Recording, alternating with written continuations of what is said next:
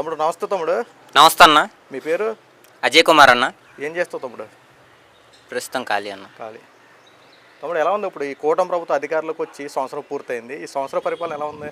చాలా బాగుందన్న. చంద్రబాబు గారి పరిపాలన, పవన్ కళ్యాణ్ గారి పరిపాలన, నారా లోకేష్ గారి పరిపాలన, ముగ్గురు కలిసి పైన మోడీ గారు కలిసి కూడా మనకి అనేక రకాల పథకాలు అమలు చేస్తున్నారు. ఇప్పుడు సూపర్ 6 పేరులో భాగంగా ప్రస్తుతం 3 పథకాలు అమలు చేశారు.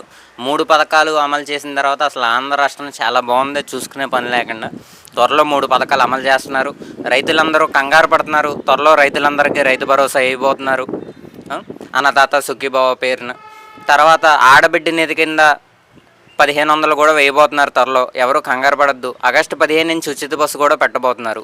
పథకాలన్నీ కూడా చాలా బాగా అమలవుతున్నాయి. తమ్ముడు ఇప్పుడు చెప్పింది బాగానే ఉంది, కానీ ప్రస్తుతం వైఎస్ఆర్సీపీ పార్టీ వాళ్ళు జగన్మోహన్ రెడ్డి చేసేటువంటి వ్యాఖ్యలు ఏంటంటే కూటమి ప్రభుత్వంలో వ్యతిరేకత వచ్చింది, దౌర్జన్యాలు పెరిగిపోయాయని చెప్పి మాట్లాడుతూ ఉన్నాడు. ఎంతవరకు నిజం అంటావు?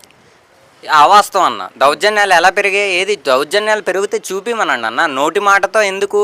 అప్పుడు జగన్ గారి కార్యకర్తలను అరెస్ట్ చేస్తున్నారంటే సుప్రీంకోర్టు నోటీసులతో ఆధారాలతో అరెస్ట్ చేస్తున్నారు. అలాగే దౌర్జన్యాలు పెరిగాయంటే ఇప్పుడు వీళ్ళని ఎవరన్నా బెదిరించినా, పోనీ కత్తి పెట్టినా, లేదా ఒక అమ్మాయి దగ్గరికి వెళ్ళి బ్లాక్మెయిల్గా మాట్లాడినా, అలాంటివి ఏమన్నా ఉంటే చూపిండి. వీడియో ఆధారంగా, ఫోటో ఆధారంగా సాక్ష్యాలు చూపిండి. సాక్ష్యాలు లేకుండా నోటి మాటలు ఎలా చెల్తాయన్న? దౌర్జన్యం లేదు, వ్యతిరేకత లేదు, పరిపాలన చాలా బాగుంది.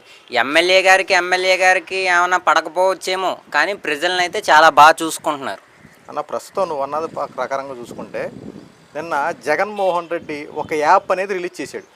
ఆ యాప్ ఉద్దేశం ఏంటంటే వైఎస్ఆర్సీపీ పార్టీ కార్యకర్తల్ని అక్రమ కేసులు పెట్టి అరెస్ట్ చేస్తూ ఉన్నారు, ఈ కూటమి ప్రభుత్వం వాంటెడ్గా టార్గెట్ చేసి వైసీపీ వాళ్ళని ఇబ్బంది పెడుతుందని చెప్పి ఒక యాప్ రిలీజ్ చేశాడు. మీకు ఏమైనా ఇబ్బంది కలిగితే దాంట్లో మీ పేరు ఎంటర్ చేసి మీ దగ్గర ఉన్న ప్రూఫ్స్ అన్ని సబ్మిట్ చేస్తే ఒక్కొక్కడికి సినిమా చూపిస్తాం, మనమేంటో చూపిస్తామంటూ జగన్మోహన్ రెడ్డి వ్యాఖ్యలు చేస్తా ఉన్నాడు. ఈ యొక్క యాప్ గురించి జగన్మోహన్ రెడ్డి వ్యాఖ్యలపై మీ అభిప్రాయం అన్నా? ఏం లేదన్న, చాలా సింపుల్. జగన్మోహన్ రెడ్డి గారు పర్యటనకి వెళ్తున్నారు కదా, పర్యటనకి వెళ్ళిన ప్రతి చోట శవం దొరుకుతుంది. అక్కడ శవం ఉన్న చోటకి జగన్మోహన్ రెడ్డి గారు వెళ్తున్నారో తెలియదు, లేదంటే వెళ్ళిన చోట శవం దొరుకుతుందో మనకు తెలియదు, అది దేవుడికి తెలియాలి.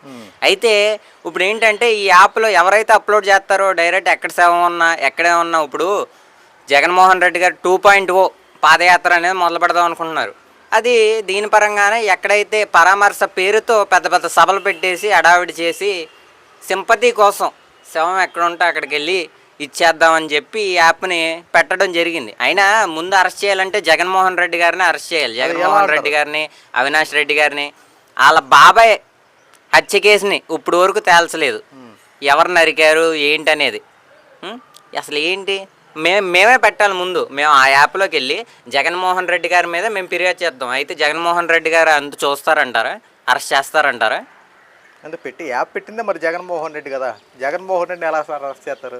అంటే మరి ఆయన తప్పు కదన్నా. మీరు ఇప్పుడు ఎవరు తప్పు ఉన్నా పెట్టంత చూద్దాం అన్నప్పుడు ఆయన తప్పును మనం పెట్టినప్పుడు మరి ఆయన సరి చేసుకోవాలి కదా.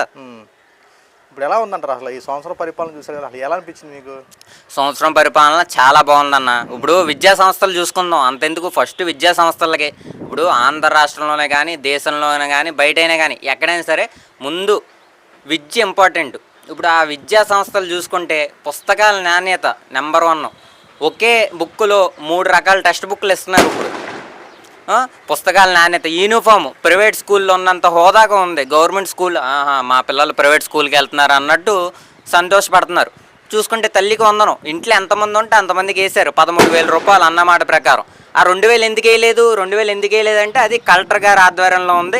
ఏ స్కూల్లో ఎవరికైతే డెవలప్మెంట్ ఉందో, ఏ సమస్యలు ఉన్నాయో ఆ 2,000 రూపాయలు ఆ నిధి ప్రకారం కలెక్టర్ గారు, ప్రిన్సిపల్ గారు చర్చించుకొని ఆ స్కూల్ యొక్క డెవలప్మెంట్ను చేయడం జరుగుద్ది. ఇప్పుడు నాడు నేడు అన్నట్టు బళ్ళకి రంగులు వేసారు, పాడైపోయిన స్కూళ్ళకి వేసారు, బీట్లు ఇచ్చిన స్కూళ్ళకి వేసారు, పిల్లలు లేని స్కూళ్ళకి వేసారు. ఏంటి దానివల్ల ఉపయోగం ఏంటి? పాత స్కూళ్ళకి రంగులు వేసారు తప్ప కొత్త స్కూళ్ళు ఏమన్నా కట్టారా? లేదు కదా. ఎందుకన్నా బ్రదర్ ఇప్పుడు చూసుకుంటే చంద్రబాబు పరిపాలనలో పథకాలు ఎగ్గొట్టేసాడు చంద్రబాబు నాయుడు అంటూ ఆర్కే రోజా నిన్న ఇదిగో పథకాలు ఎగ్గొట్టేసాడు చంద్రబాబు నాయుడు, సూపర్ 6 అని చెప్పి మాయ మాటలు చెప్పాడు, రేపొద్దున జగన్మోహన్ రెడ్డి అధికారంలోకి వస్తాడు, ఒక్కొక్కరిని ఎగరేసి తంతామంటూ ఆర్కే రోజా నేను ప్రెస్ మీట్లు మాట్లాడుతూ ఉంది. ఆర్కే రోజా వ్యాఖ్యలు మీ అభిప్రాయం అన్నా? ముందు దాన్ని అరెస్ట్ చేయాలన్నా. ఆడదాం ఆంధ్రాలో 100 కోట్లు స్కామ్ జరిగింది, ఆధారాలన్నీ ఉన్నాయి. ప్రస్తుతం ఏంటంటే కుటుంబ ప్రభుత్వం ఆలోచిస్తుంది. ఇప్పుడు మొన్న పేరు నాని వాళ్ళ మిస్సెస్ పేరు మీద కూడా ఏదో ఇష్యూ వస్తే చంద్రబాబు గారు ఆడవాళ్ళ జోలికి వెళ్ళొద్దు అని చెప్పి నోటిఫికేషన్ తీర్పు ఇవ్వడం జరిగింది. అందుకని ప్రస్తుతం ఆగుతున్నారు. లేదంటే ఫస్ట్ ఆడదాం ఆంధ్రాలో స్కామ్ ప్రకారం ముందు రోజాని అరెస్ట్ చేయాలి. పథకాల విషయం అంటావా, సూపర్ 6 పథకాల్లో ప్రస్తుతం 3 పథకాలు అమలైనాయి. అది మనం ఇందాకే మాట్లాడుకున్నాం. ప్రజలందరికీ అందుతున్నాయి. ఇప్పుడు దౌర్జన్యం చేయట్లేదు, ఎవరు అందట్లేదు అంటే ఇప్పుడు ప్రజలు చెప్తారు కదా. ఇప్పుడు మీరు ప్రజల దగ్గరికి 100 మంది దగ్గరికి వెళ్తారు, ప్రజలే చెప్తున్నారు కదా పథకాలు అందుతున్నాయా లేదా అనేది. మరి వాళ్ళు చెప్పడం ఏంటి? ఇప్పుడు వైఎస్ఆర్సీపీ పార్టీ వాళ్ళు ప్రజల్లోకి వస్తాము అని చెప్పి మాట్లాడుతున్నారు. బాబు షూరిటీ భవిష్యత్ గ్యారెంటీ అని చెప్పి పథకాల్లో ఎగ్గొట్టేసాడు చంద్రబాబు నాయుడు అంటూ వైఎస్ఆర్సీపీ పార్టీ వాళ్ళు ప్రజల్లోకి వస్తామని చెప్పన్నారు. ఒకవేళ ప్రజల్లోకి వస్తే వైఎస్ఆర్సీపీ పార్టీ వాళ్ళ పరిస్థితి ఏ రకంగా ఉంటుందంటారు? ఏముందన్నా, ఏం లేదు. ప్రజల్లోకి వస్తే ప్రతి చోట ఇప్పుడు మొన్నటిదాకా గంజాయి రాజకీయం జరిగింది 5 సంవత్సరాల్లో. ప్రజలు ఎక్కడికి వెళ్ళినా సరే ఇప్పుడు లాండ్ ఆర్డర్ అనేది సరిగ్గా లేదు గత 5 సంవత్సరాల్లో. ఇప్పుడు లాండ్ ఆర్డర్ బాగుంది. ఇప్పుడు పోలీసు వారు డ్రోన్ కెమెరా ప్రకారం ఎక్కడైతే జనావాస గుంపు ఉంటుందో అక్కడ, తర్వాత ఊరు చుట్టుపక్కల కూడా చేయడం జరుగుతుంది. వాళ్ళు వెళ్ళారంటే ఏముండదు, వెళ్ళిన చోటల్లో ఒక కార్యకర్తకి దెబ్బ తగలటం, లేదంటే ఇది చేయటం, మమ్మల్ని పోలీసులు దాడి చేశారు. ఇప్పుడు మొన్న జగన్ గంగయ్య అనే వ్యక్తి కారు కింద చనిపోయారు. ఇప్పుడు ఏం జరిగింది? పోలీసులు తప్పు ఓ పక్క ఉంటే జగన్మోహన్ రెడ్డి తప్పు అసలు మొదట ఉంది. అంతమంది కార్యకర్తలు ఇప్పుడు పరామర్శ పేరుతో చేయాలి.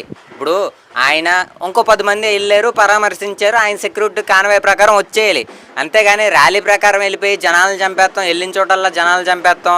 ఇప్పుడు యాప్ వచ్చింది, యాప్లో నమోదు చేసుకోండి, అక్కడికి వెళ్ళిన తర్వాత నమోదైన తర్వాత మేము మొత్తం సభ పెట్టేస్తాం, సభ పెట్టిన తర్వాత శవం తీసుకెళ్దాం, శవ రాజకీయం చేస్తాం అంటే ఎలా అన్నా?